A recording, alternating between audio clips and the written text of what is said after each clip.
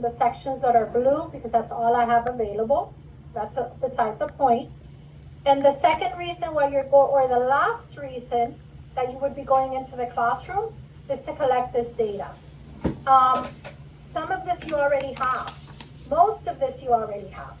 The only thing you're going to have to collect fresh is the ORF assessment results. Marcela? So for those of, well, I don't know if anybody else, but for those of us that have completed our hours, do you want us to continue logging since we have to go in for the ORF? That's really up to you. As long as your form says 15 hours. Okay, because I had it set up to where observation day was the last day that I needed hours. So I basically have all of the hours for your class, but obviously I still have to work with the same kids for practicum. So I just wanted to make. Oh, so you can just collect it. If it's the same groups of kids, just collect it when you're there working with them for that. Okay. If you already finished your hours for me, you don't have to go in to do that, but because you're going to still be going there. But for the people who haven't finished doing the hours or who have finished the hours but don't have this data, they're going to have to go in one more time. I really only need to see the 15 hours for this course. So for this assignment, it's all collecting information from the classroom teacher. Some of this, which I already asked you to ask for ahead of time. You're going to be collecting a number of pieces of information. The first one is the FAST assessment results, the last FAST assessment results for the entire class. So this is what the report would look like more or less. Notice it tells you how many students are green or at above level. So 15 students or 79% of the class. It also tells you how many are below, tells you the number, and it tells you the percentage. All you need is to know this information. You're also going to need the results of the last iReady diagnostic. For this, you're looking at the overall placement.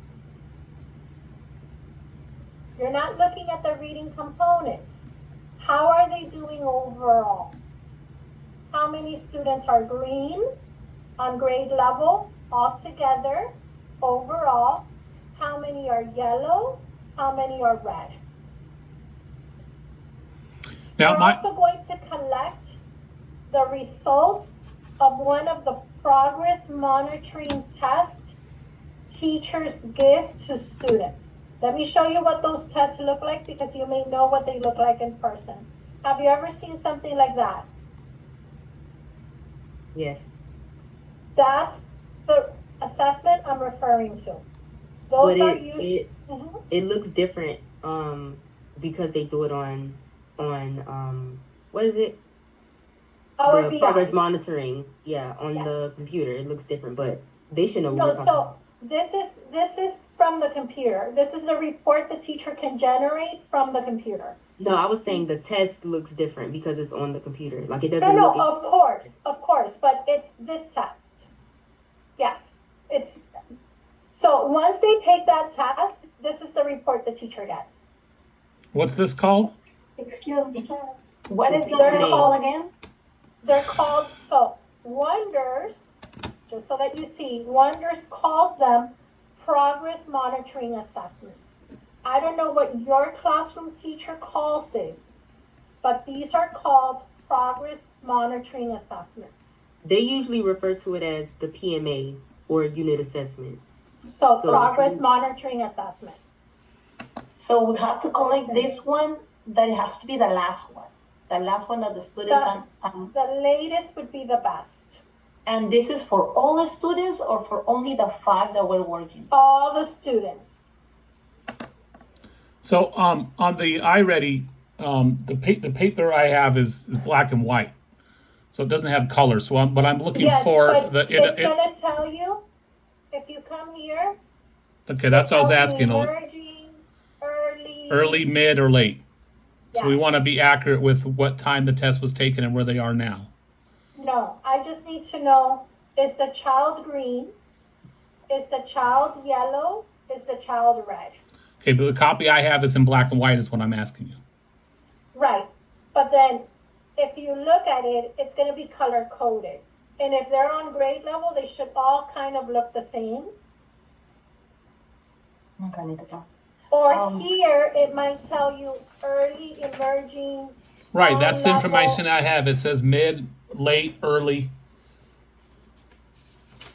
And But it'll tell Professor, you the grade. So maybe you color coded.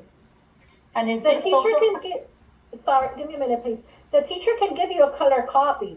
There's a color copy, but in Okay. other words, this is how the teacher gets it. All right. Yeah, maybe and you can take a notice, picture of the screen or something. notice, it's always the same colors. Green, yellow, red. How many students are green? How many students are yellow? How many students are red? For the entire class. That's part one. We're looking at the class as a whole.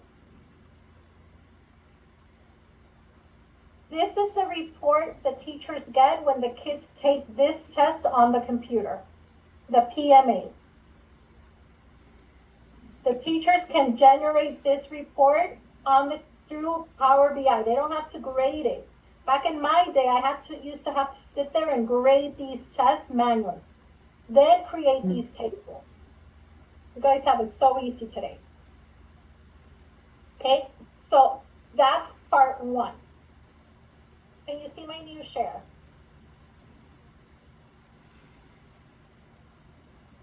Yes, we can see it, Professor. Okay, so let me show you where I am. I'm under modules. I'm under assignment templates. And I open this up. This is what you're turning in to me. I don't need the data. I don't need the copies of these tests. I don't need any of that. You're downloading this Word document and you're populating the information. So in the FAST assessment, how many students were green? How many students were yellow? How many students were red? In the iReady for the class, how many students were green? How many students were yellow? How many students were red? Curriculum assessment, this is the PMA, the progress monitoring. For the class, for this assessment, how many students were in their overall, not individual questions? How many were green? How many were near? How many were below? In a classroom work, a worksheet, teachers are always using worksheets. Choose one. The last one they gave in English language arts. I don't want math. This is not a math class.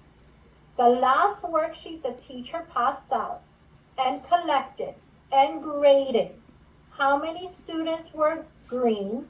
How many students were yellow? How many students were red? Yes. If the teacher doesn't give like worksheets, because mine rarely does unless she's not going to be there, can we use like the grades that they get on the RWC assignments, or What do you mean the RWC assignments? the reading workbooks, that the Wonders workbooks that they use? Do you have the grades that they received for it? I mean, I can ask. She grades them regularly, so Okay, yes, of Okay. course, of course. It's whatever other tool she's using to assess the student. So what other formal assessments is the teacher using that's not FAST, that's not iReady, that's not those progress monitoring? There has to be something else. But this is assignment based, right? You're asking for like the latest spelling test. Is that what you're? It could be the latest spelling test, it could be vocabulary, it could be anything. Anything the teacher did where the teacher collected data to see if the students had learned what they set out to learn. Because you shouldn't just be teaching. On And say, any "I taught particular that." unit, but the latest. Sorry? On any particular unit, but the latest unit.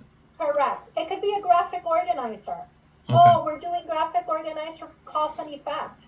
And you picked them up and saw, yes, the kids did understand cause and effect. Oh, we gave a spelling test. Let me do the spelling.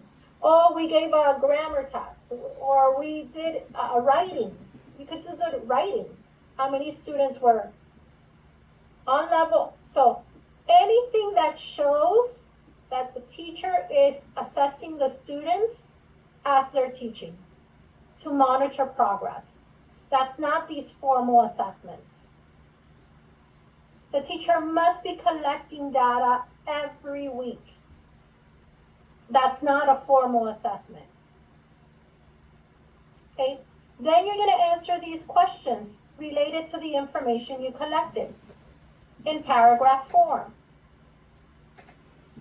So fill out the table, answer these questions for the class you're working with. The second part is going to be a little more time consuming. Why? Because you have to learn how to look at your class as a whole, but you have to learn how to look at your class as a first student, groups of students. You cannot do that if you only look at the class as a whole. So I want you to now take the same assessments, but this time you're looking at the assessment for each student in the class. So Anna, in the FAST, where was I? Was I green, yellow, red? Anna, for iReady, where was I? I don't need to know the student's name. It could be an initial. You could give a student a number. I don't need the data. I don't need, you are not sharing this information with me. So you could do this in the classroom in front of the teacher so that the teacher sees you're not using the student's personal information and sharing it with me. You're looking at it, you're coding them, and then you're laying this out. Why? So that you understand how are these students doing individually and how can I group them appropriately based on assessments. So once you have that, you can answer these questions right here in paragraph form with your data as evidence. Then you're going to learn how to figure out how to monitor oral reading fluency for the students you're working with. So these are your students. You're going to use the fluency timed reading. Ask the classroom teacher for a copy of a fluency timed reading from the Wonder series. They have it. It's available to them. Print it out. You only need one student copy. You're going to need one sheet for each of the students because you're assessing them one-on-one and it takes 1 minute.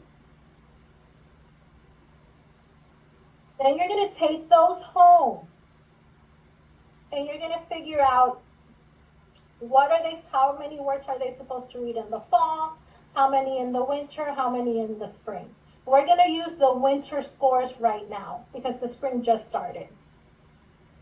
Okay, so I want you to gauge yourself by the winter score. So in other words, this is where they should be, in the winter. When you set goals, base it on the goal for spring. Does that make sense? No, say that again. So because of the time of the year, we usually use this assessment 3 times. Once at the beginning of the year, once in January, once in like April. I'm gonna have you use the numbers. You know what, just go with the spring. Ignore me. I changed my mind. Let's do this right.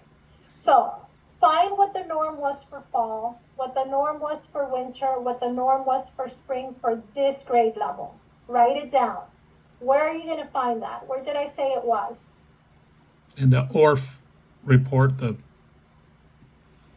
norms. In the course text that talks about fluency, in the chapter for fluency, they have the table as well. I have it in the module for fluency in the course, but in the course text, one of the chapters that talks about fluency gives you that table. So find the grade level, find the goal for fall, for winter, for spring. Assess each one of the children one-on-one. Figure out how many words did Anna read correct per minute. For this time of the year, the spring, is that at or below benchmark?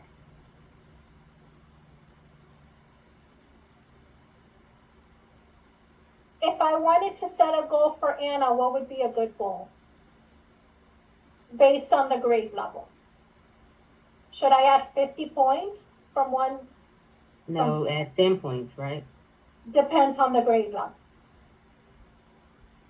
Because there's going to be greater growth in first grade than in third grade in reading speed. So you want to make it achievable, and you want a SMART goal. For each of the students, you're assessing them. You're finding out how many words correct can they read per minute. Where are they in relation to the spring term?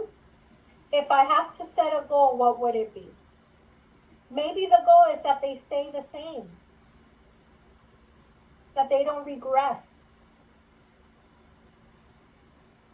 because they are where they're supposed to be.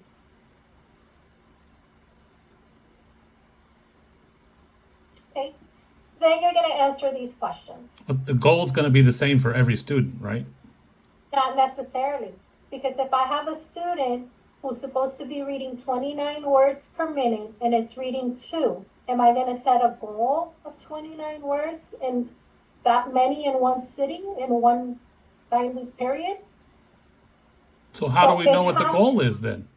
How do we determine that for each individual Okay. student? So remember that you're going to look at the text. So let me see if I can go back to. When we're setting goals for students, it's very personal, but it also has to make sense. Let me see. To go back to.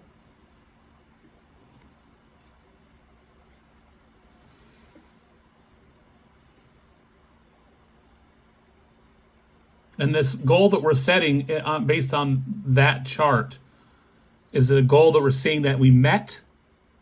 No, it's a goal you hope they meet. It is what you're hoping for them But- once you work with them. So it's future, not present. Yes. Yes. So let's look at the first grader, Benjamin. In the winter, our goal is for him to be reading, or her, 29 words correct per minute. But this child is reading 12. That's below, right? I also see that when I'm setting a goal for a first grader in the winter, by the spring, I want them to be reading at least 60 words. But can I give this child a goal of 60 words? No. No. Why not? Because it's too much to ask for. Yes, Benjamin. So what would be a better number?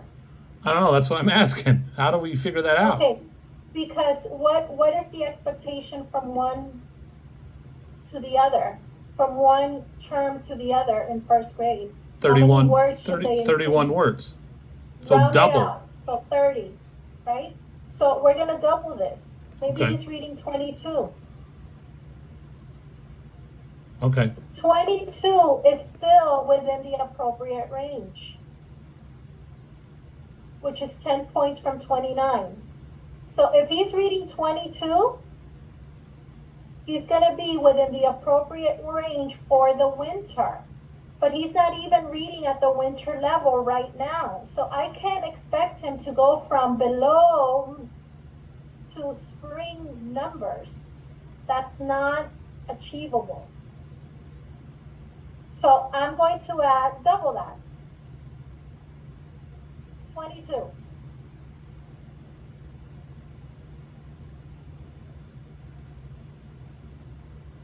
Or 30 more. You decide, but you can't tell me 60.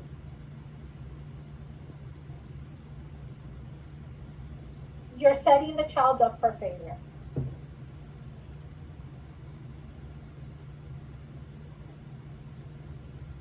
Okay, so that's why it's going to be very individual for each student. It's making decisions about students based on where they are right now.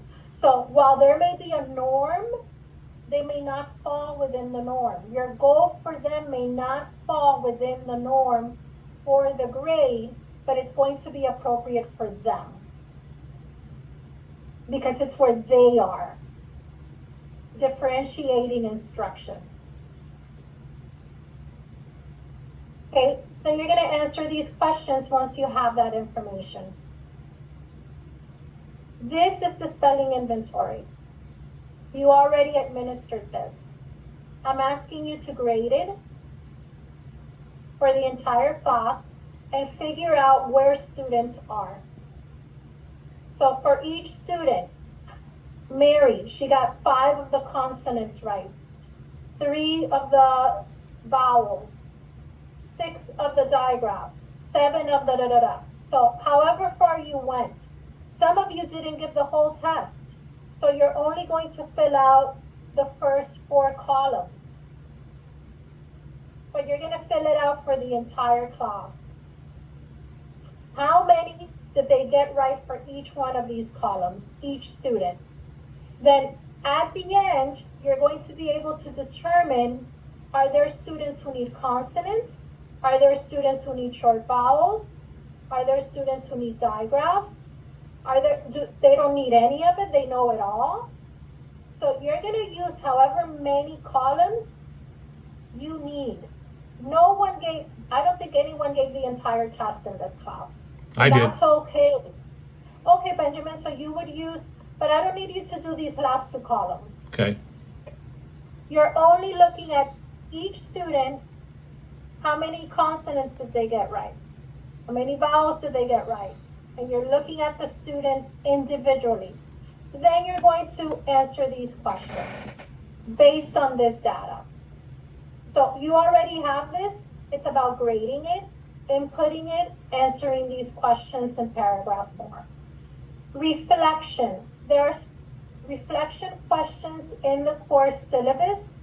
Please look in the syllabus for the questions. Respond to each in paragraph form. Provide examples and evidence from the data you collected as support. This is all understanding how to look at your classroom using data. Teachers don't just teach to a book. It's not about getting through a story and taking a test. That's not the goal. Getting through the story and taking a test is only a resource. So what you're doing in the classroom should be directly aligned to what the students are showing you. These students need this, but these students do not. And I'm not going to spend time doing something they don't need. I'm going to spend time doing things they do need. And my 2nd grade class is going to look very different from the teachers next door. Because I may be working with the lowest 25 percentile and she might be working with the gifted. And it's not that we're not teaching the same thing. We are. But we're teaching it differently.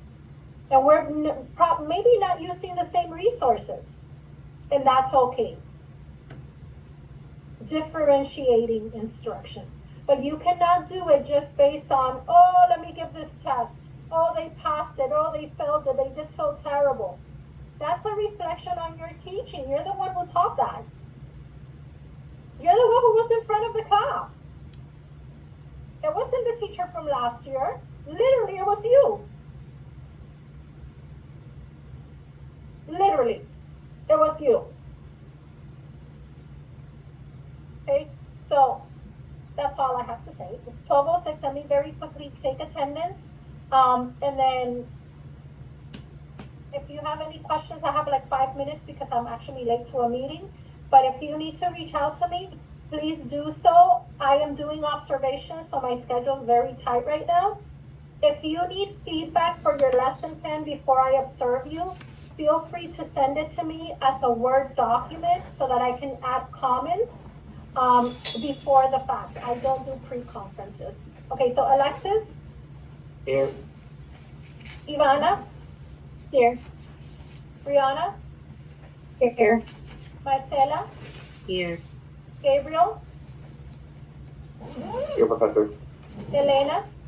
Here. Mackenzie? Katia? I'm here.